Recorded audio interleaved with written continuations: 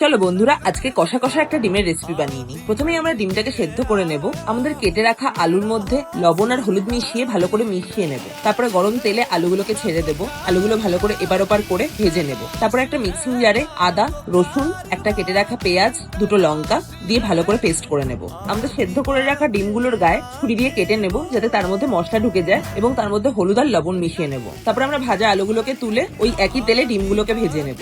ডিমগুলোকে অল্প ভাজবো, যাতে ডিমগুলো রবার না হয়ে যায়। তারপর আমরা ডিমগুলোকে তুলে নেব এবং ওই একই গরম তেলে কিছুটা পরিমাণ জিরে এবং গোটা গরম মশলা ফোড়নে দিয়ে দেবো। তার সাথে দুটো কাঁচা লঙ্কা দেবো এবং আমাদের কুচি করে রাখা পেঁয়াজগুলো আমরা গরম তেলে দিয়ে দেবো। পেঁয়াজগুলো ভালো ভাজা হয়ে গেলে আমরা আদা রসুনের পেস্টটা দিয়ে দেবো। তারপর একটা মিক্সিং জারে আমরা একটা টমেটো ভালো করে পেস্ট করে নেব। আমাদের পেঁয়াজ আর আদা রসুনটা কষা হয়ে গেলে তারপরে আমরা কিছু স্পাইস অ্যাড করবো। প্রথমেই আমরা অ্যাড করলাম চিনি, তারপরে লবণ, তারপরে কিছুটা পরিমাণ হলুদ, কিছুটা পরিমাণ জিরের গুঁড়ো, কিছুটা পরিমাণ লঙ্কার গুঁড়ো, কিছুটা পরিমাণ মিট মশলা। সবকিছুকে ভালো করে মিশিয়ে আমরা টমেটো পিউরিটা অ্যাড করে দেবো। ভালো করে সবকিছুকে মিশিয়ে আমরা মশলাটাকে কষিয়ে নেব ঢাকা দিয়ে। ঢাকা খুলে দেখবো মশলাটা আমাদের অলমোস্ট কষে গেছে। মশলা থেকে আমাদের তেল ছেড়ে দিয়েছে। এমন সময় আমরা ডিম আর আলুটা দিয়ে দেবো। দিয়ে ভালো করে সবকিছুকে কষিয়ে আমরা জল দিয়ে দেবো। সবকিছুকে ভালো করে মিশিয়ে আমরা ঢাকা দিয়ে দেবো। ঢাকা খুলে দেখবো আমাদের অলমোস্ট হয়ে গেছে। যাদের মনে হবে ঝোল রাখবে তারা আগে আগে নামিও। আমি কষা কষা নামালাম। তো রান্নাটা আমার হয়ে গেছে। সবাই আমাকে জানিও রান্নাটা কেমন হয়েছে এবং আমাকে সাবস্ক্রাইব করতে ভুলো না।